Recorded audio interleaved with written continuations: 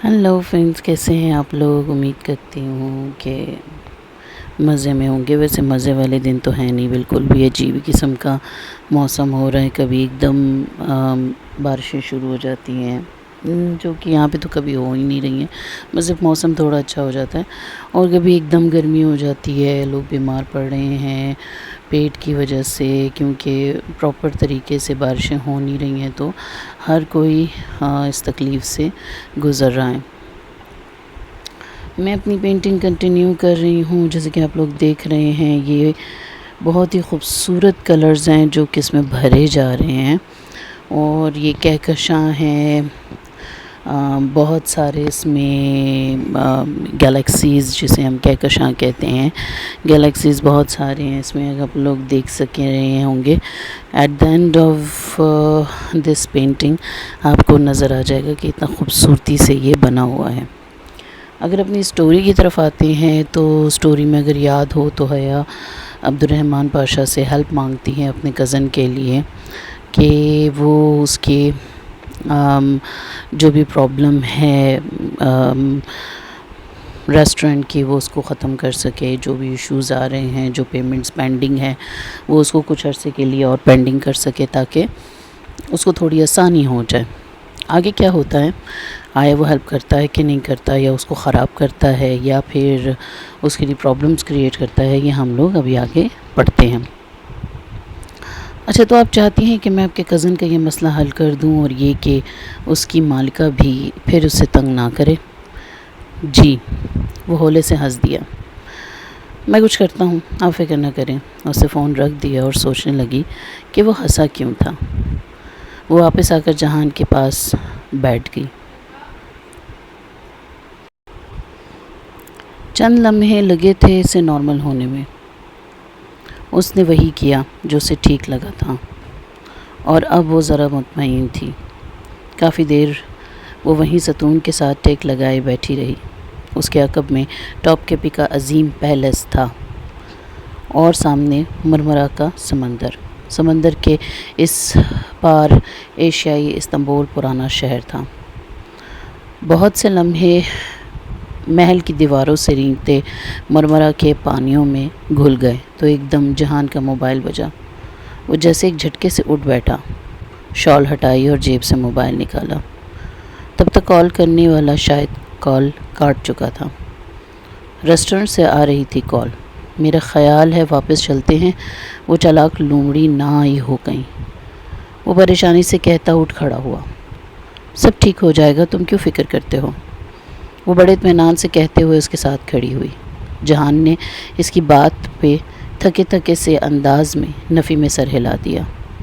काफ़ी देर बाद जब वो दोनों साथ साथ चलते हुए इस्तिकलाल स्ट्रीट में दाखिल हुए तो हया ने कहा, आज मैं तुम्हारा बर्गर खाकर जाऊंगी, क्योंकि डीजे और तुमने अपनी अपनी बीमारी में मुझे बिल्कुल इग्नोर कर दिया। खा लेना। वो धीरे से मुस्कुराया, मगर अगले ही पल ठिठक कर रुका। मुस्कुराहट चेहरे से गायब हो गई। हया ने इसकी निगाहों के ताक़ुब में देखा। सामने बर्गर किंग था। उसकी शीशे दीवार में बड़ा सा सुराख था, और सुराख के गिर्द मकड़ी के जाले की माने दरारें पड़ी हुई थीं। वो एकदम तेज़ी से दौड़ता रेस्टोरेंट की तरफ लपका, जबकि वो वहीं शशतर सी खड़ी रह गई। उसके समातों में एक कहकहा गूंजा। दूसरे ही पल वो भागकर रेस्टोरेंट में दाखिल हुई। अंदर का मंजर देखकर इसका दिमाग साएं साएं करने लगा। खिड़कियों के टूटे शीशे, उल्टा बिखरा टूटा फर्नीचर, औंधी मेज़ें, टुकड़े टुकड़े हुए बर्तन, हर जगह तोड़ फोड़ के आसार थे। अमले के एक शख्स के साथ वो पुलिस वाले खड़े थे। एक ऑफिसर हाथ में पकड़े क्लब बोर्ड पे लगे कागज़ पे कुछ लिख रहा था। जहान तहैयर से वो सब कुछ देखता इन पुलिस ऑफिसर्स की तरफ आया। वो इससे कुछ पूछ रहे थे, और वो सदमे और शौक़ से गनिक में नफ़ी में सर हिलाता, कुछ कह नहीं पा रहा था कि ये सब क्या है। इसने करीब से गुज़रते शेफ़ को रोक कर पूछा। जवाबन उसने तासुफ से सर हिलाया।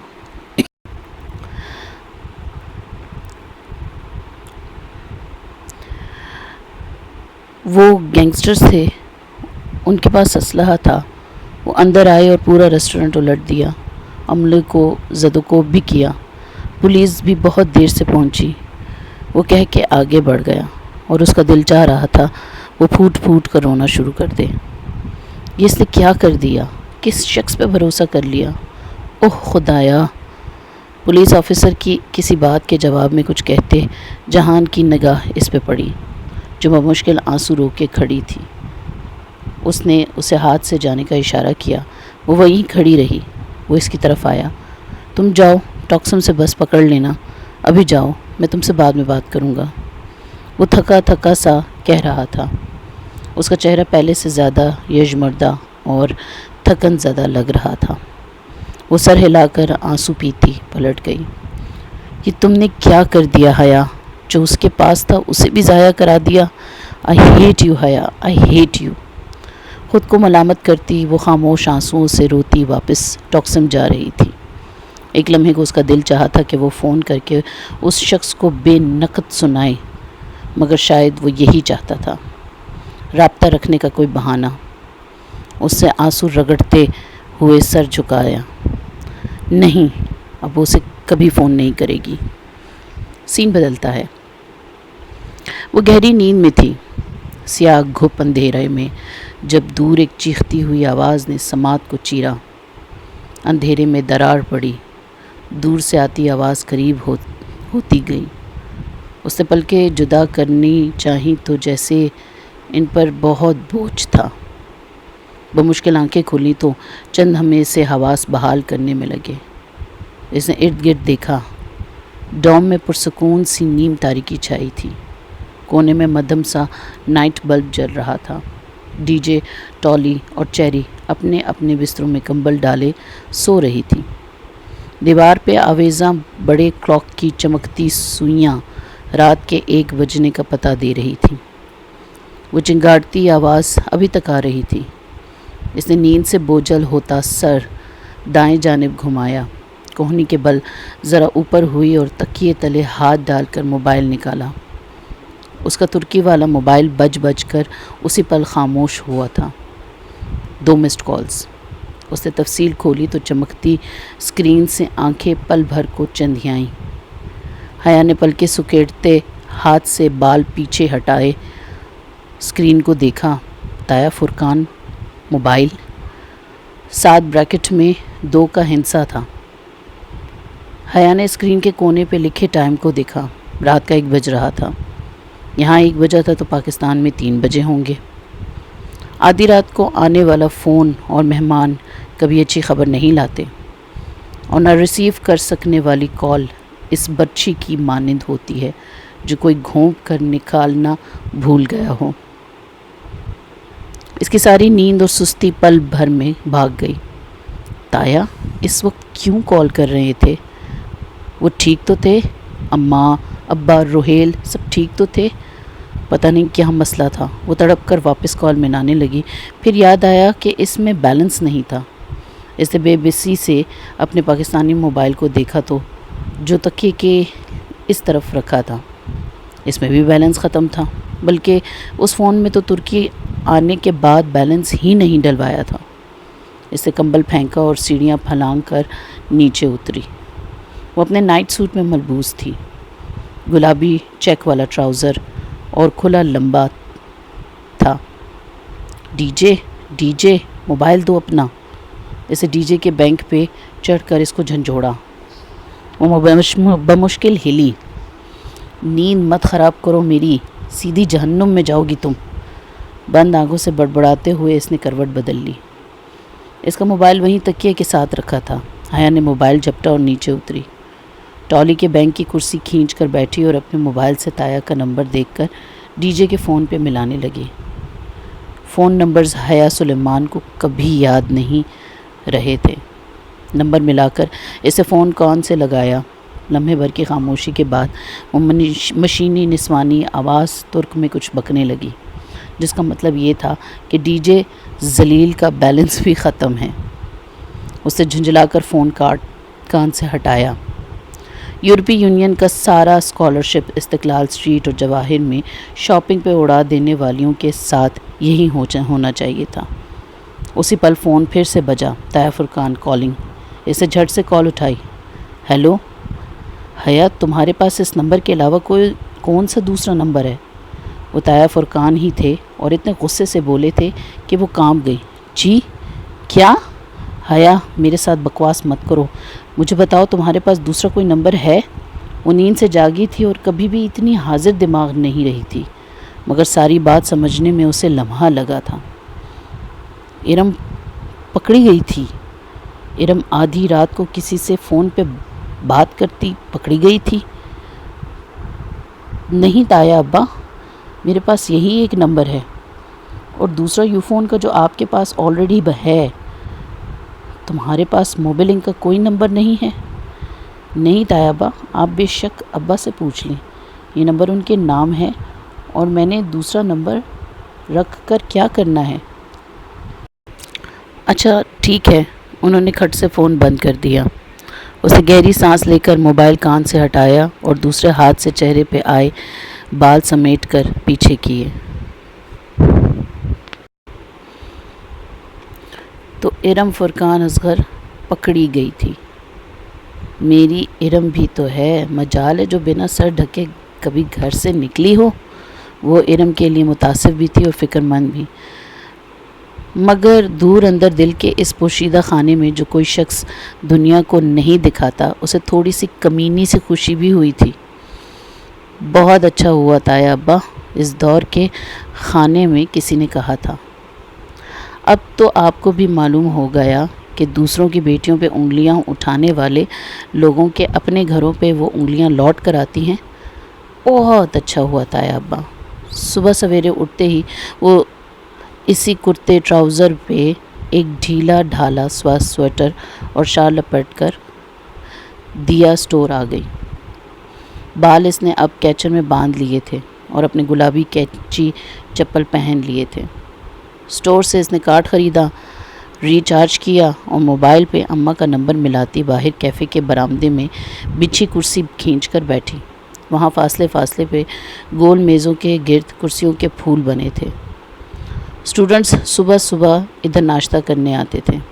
سامنے سے بانچی کا خوبصورت فوارہ نصب تھا، گول چکر میں مقید فوارہ جس کی پانی کی دھار بہت اوپر جا کر نیچے گرتی تھی۔ اتنی صبح صبح فون کیسے کیا؟ خیریت؟ فاطمہ ذرا فکر مند ہو گئی۔ تو کیا میں آپ کو ایسے یاد نہیں کر سکتی؟ وہ ارم وہ انداز میں ٹک لگا کر ٹانگ پہ ٹانگ رکھتی ذرا خفگی سے بولی۔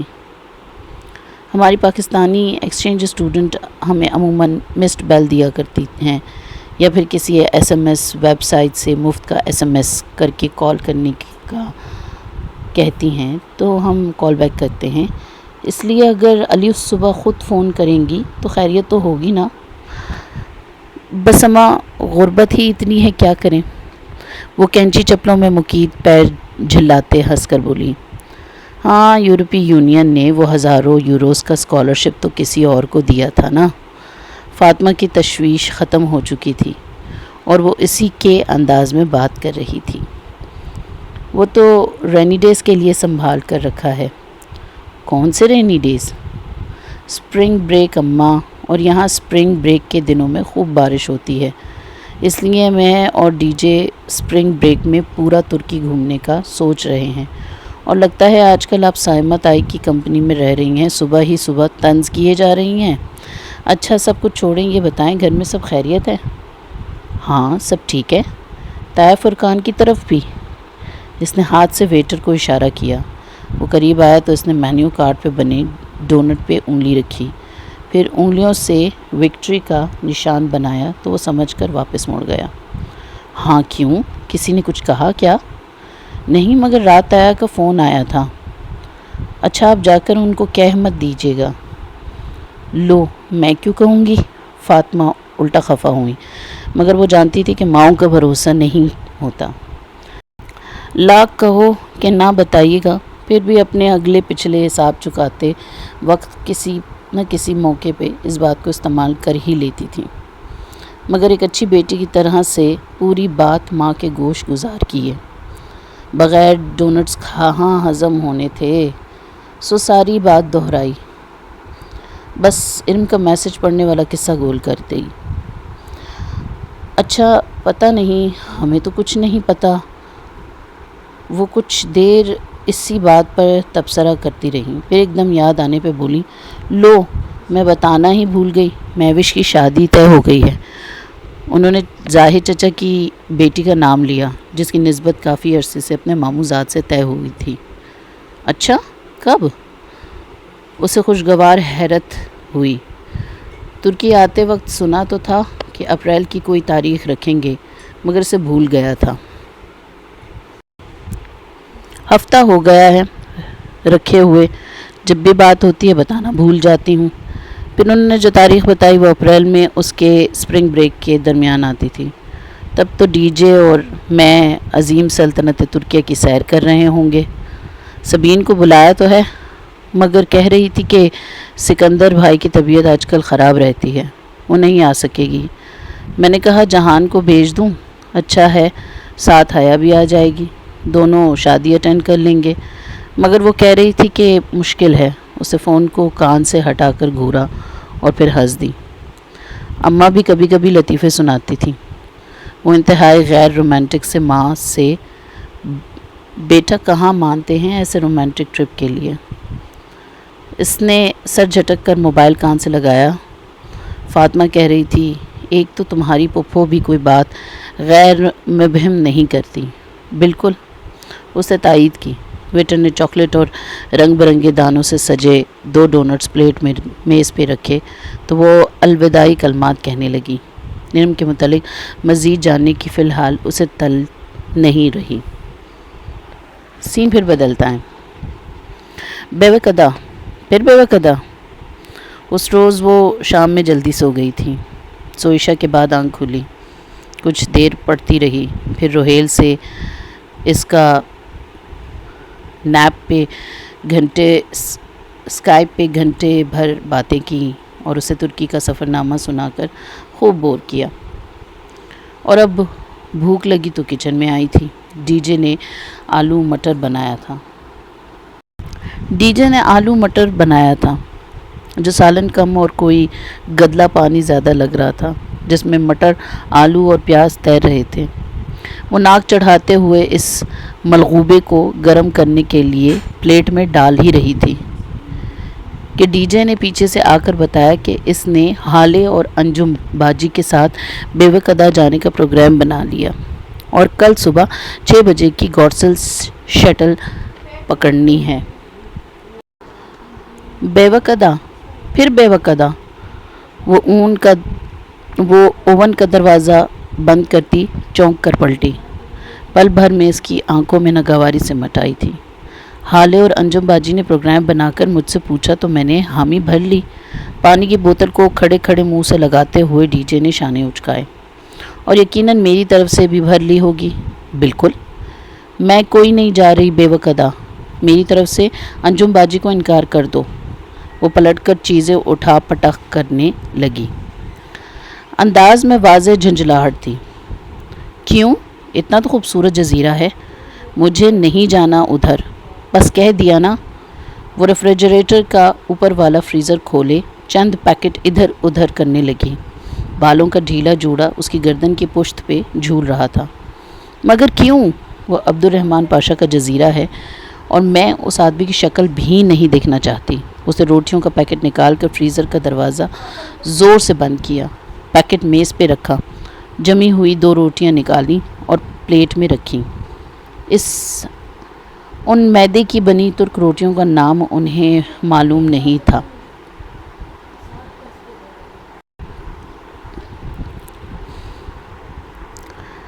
بس دیا سٹور پہ وہ فریزر میں نظر آئی تھی۔ وہ اتنی سمجھ تو انہیں تھی کہ انہیں مائکرو ویو میں گرم کر کے کھاتے ہیں، تب سے وہ یہی روٹیاں کھا رہی تھی۔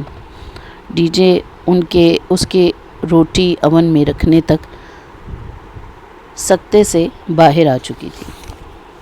عبد الرحمن پاشا، وہ جس کا ذکر ہماری ہوسٹ آنٹی نے کیا تھا؟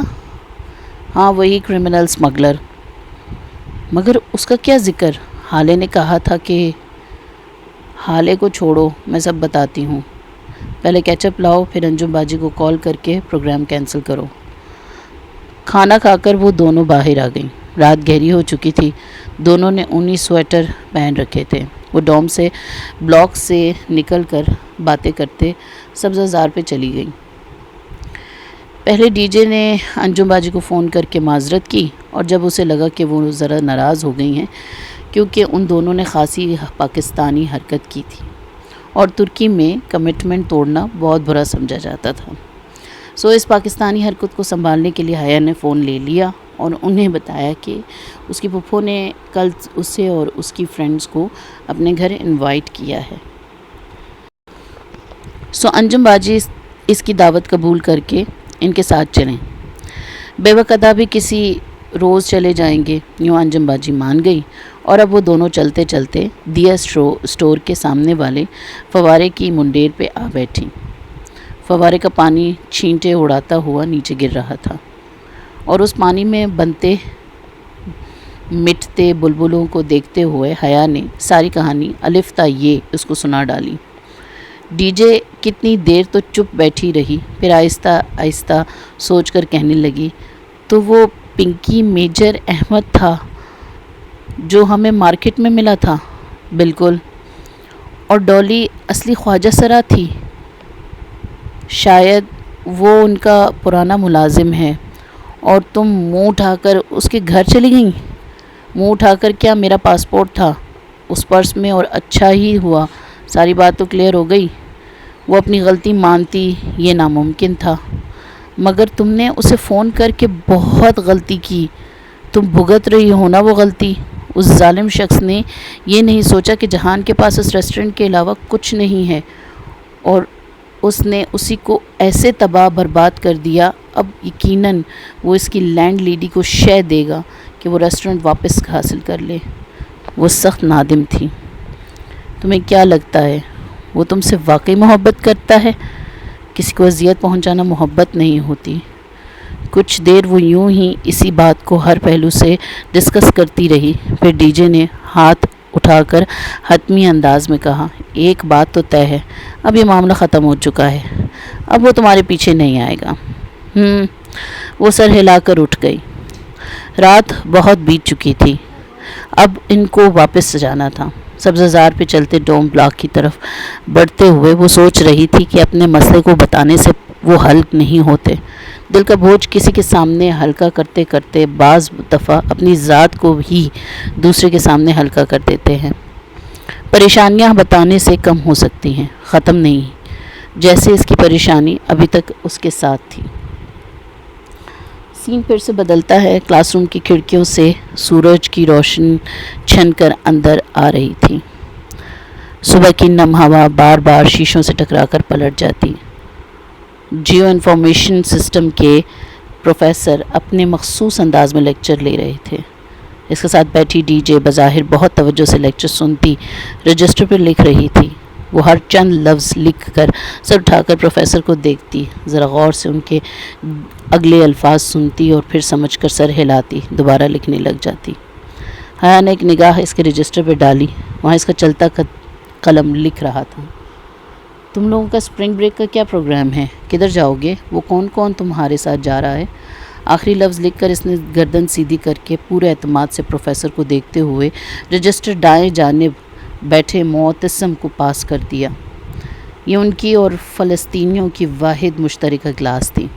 معتصم نے ایک نگاہ کھلے رجسٹر پہ ڈالی اور پھر سر جھکا کر کچھ لکھنے لگا۔ جب رجسٹر واپس ملا تو اس پہ انگریزی میں کچھ لکھا تھا۔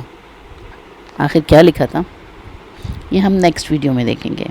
تب تک کے لیے اللہ حافظ۔